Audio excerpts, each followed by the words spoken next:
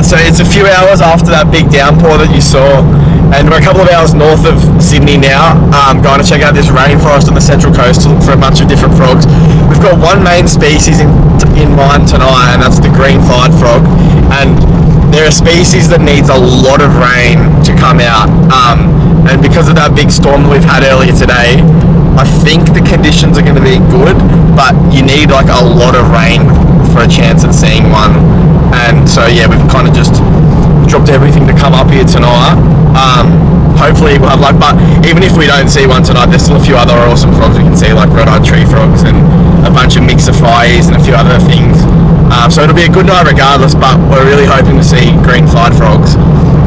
It's just on dark now, and we're about 15 minutes away from the spot we're going to be herping tonight, so we'll come back when we get there.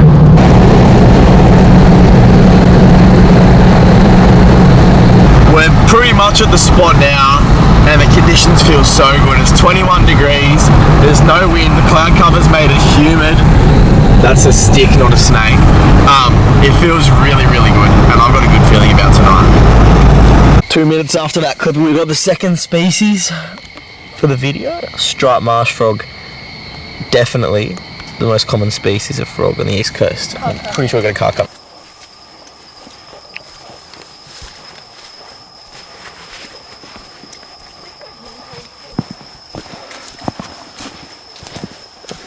Oh no! Sandpaper frog. Oh, sick! That is sick. Yeah, that's the first species that we found tonight that you don't get back home. They're found from the Central Coast right up into southeast Queensland in the rainforesty kind of habitat. We're off to a good start, but the first spot that we were going to for the Brevi palmata has been burnt, so we may not be getting one tonight, but that's okay, because there's still heaps of other cool frogs to see tonight. People think.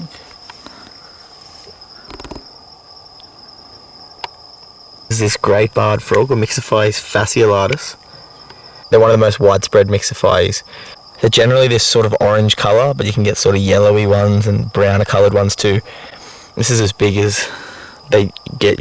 And we've heard a couple calling tonight, but this is the first one that we've seen literally on the edge of this burnt habitat here, which is surprising considering how little frog activity we've been seeing at this spot that's been burnt. But he was sitting up nice before, and now he's kind of just sitting down in his little sulk. The species that sort of hangs around the permanent ponds more than the ephemeral ponds as well. There's not really any permanent ponds here, and any that have been any ponds that were permanent have been trashed from that fire. But yeah, they're generally found around those permanent ponds around here, and I guarantee that we're going to see a few more later at some of the ponds we check out. But we've got more frogs to find, so we're going to keep going. Big Iteratus. That's fucking sick. Giant barred frog. Big dog.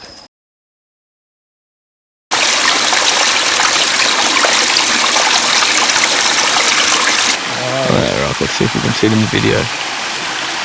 Yeah, you can. That's a Balbus for sure. Oh, what's this frog? Oh, maybe it's Fassi.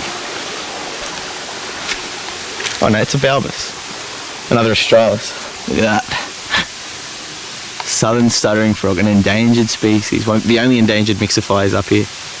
These blokes used to be one species, which was Mixophies balbus, which is the just the stuttering frog. But then recently they've been split into the southern and the northern stuttering frog. But now this one is the southern stuttering frog, which is Mixophies australis. And then north of something river is the Mixophies balbus.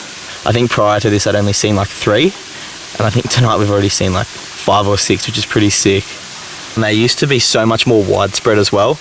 They used to be found in the Royal National Park, they used to be found down in Nowra, and in all these sort of in the creeks that run through the deep gullies. But yeah, they suffered massively from chytrid fungus and just disappeared from a lot of those areas. But thankfully there's been a few sites that they've been reintroduced to. So down in Nowra is one of the sites that Mixophies australis has been reintroduced to, which is awesome. I think I've had like 30 leeches on my feet already. Another australis on the track on the way out.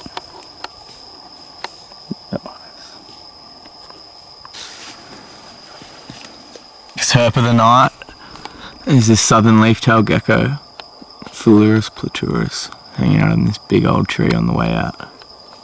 It's got a regen tail, but if you look back from here, well, he's not that camouflaged, but you can imagine how good he'd be camouflaged on some of these mossy rocks around here. Look at the pattern on him. And yeah, they're only found within the Sydney region, which is pretty cool. They're one of the only Sydney endemic reptiles that there are. And they're usually found around sandstone habitat, but you do get them in these rainforests and these woodlands as well. And you can see why he's hanging out in this tree. Look at all the crevices.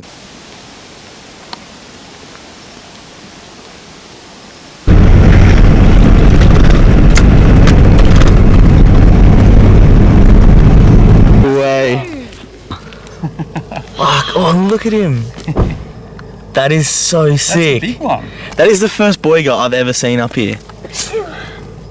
That is mad. Jesse's favourite snake species. Yeah, we were just talking about him. Yeah, the brown. That is sick. You don't see them turning up here often at all, eh? First snake of the night at like 10:30 is this brown tree snake on the way back from the first frog spot for the night. He's not happy either. They are such a sick snake, and this is the first one that I've ever seen in this patch of rainforest up here. But with all the rain, these cooler rainy nights are just perfect for the brown tree snakes. And he's also coming out of that recently burnt bit of habitat too, which is interesting. But yeah, that is sick. It's a good sign that things are moving as well now.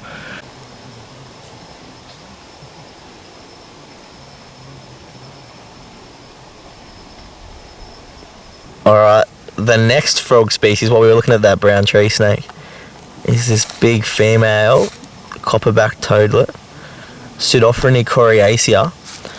They often call from the leaf litter in these ephemeral puddles and ponds on the side of the roads that pop up, and they were calling in this burnt out habitat, which is surprising.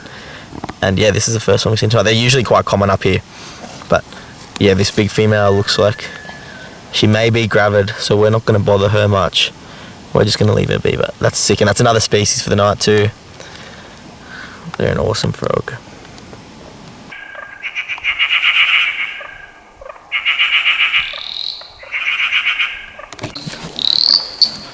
Phallax a corner? Do you hear that womp? Is it? Oh yeah. Where? Long-necked turtle. It just went into all that shit over there. Yeah, right. Yeah.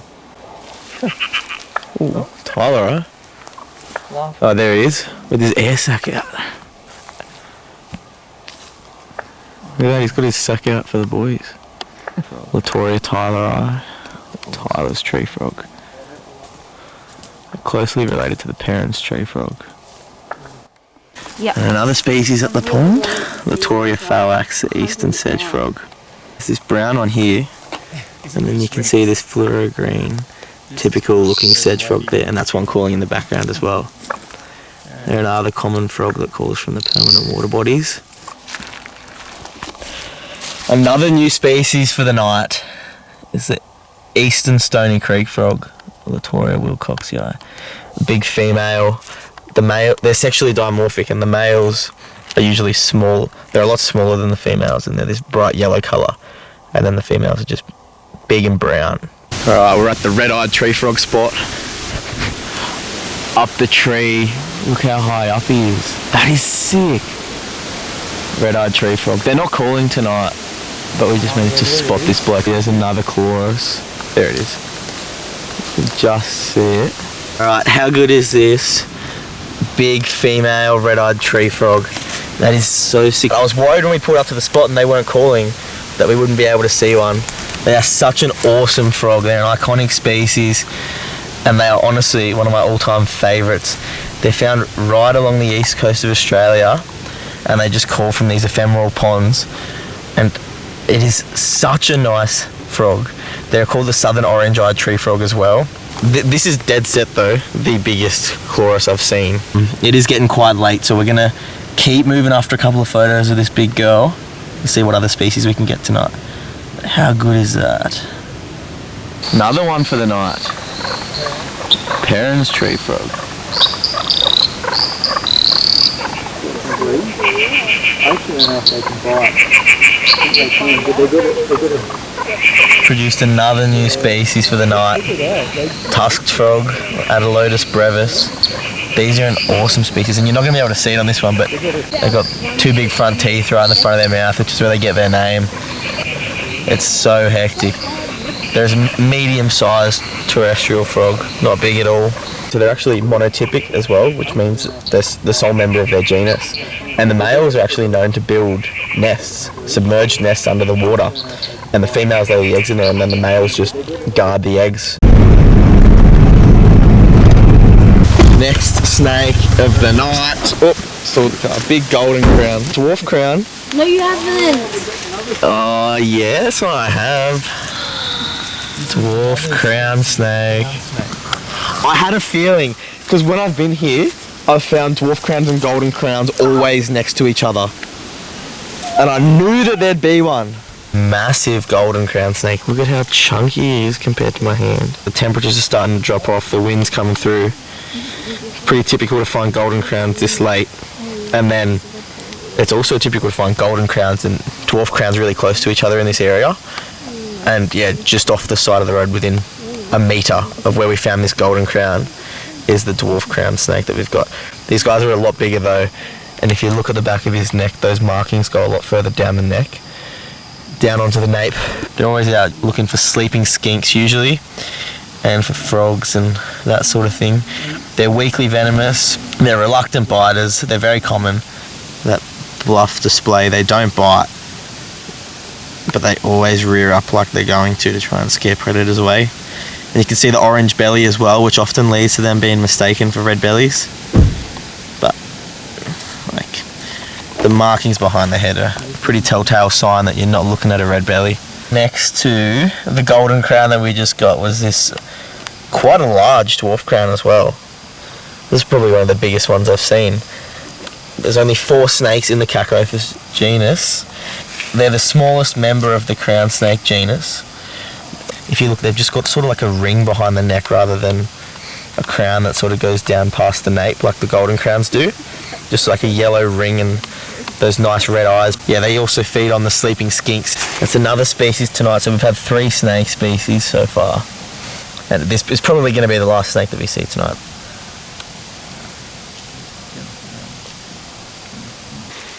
Got another Myxophies iteratus, giant barred frog, the biggest of the barred frogs. And they've actually been known to take small mammals, which is pretty insane.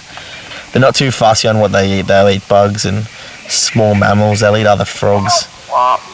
They're gnarly. And there's another one calling just behind me. Here down here, the leaf green stream frogs, Latoria phylacroa, are going ballistic, which would be another new species for the night.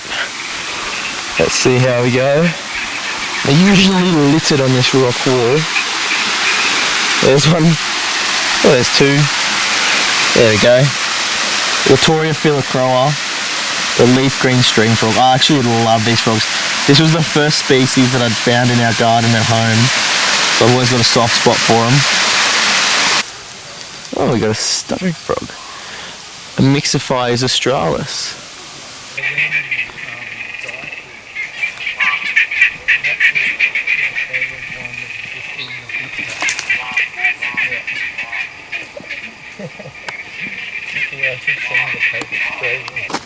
Whistling tree frog, Latoria varroa, and this is going to be the last species that we see tonight. They're super variable as well, these whistling tree frogs. And down south around the snowy mountains you get a different subspecies that is like bright green. They look so nice, and they're called alpine whistling tree frogs. But up here they're generally sort of this drab brown colour, and they're also one of the few frogs that keeps calling all through winter, which is pretty interesting. And they don't seem to be affected by the cold at all, which is quite impressive. But yeah, that's going to be the last species that we show tonight.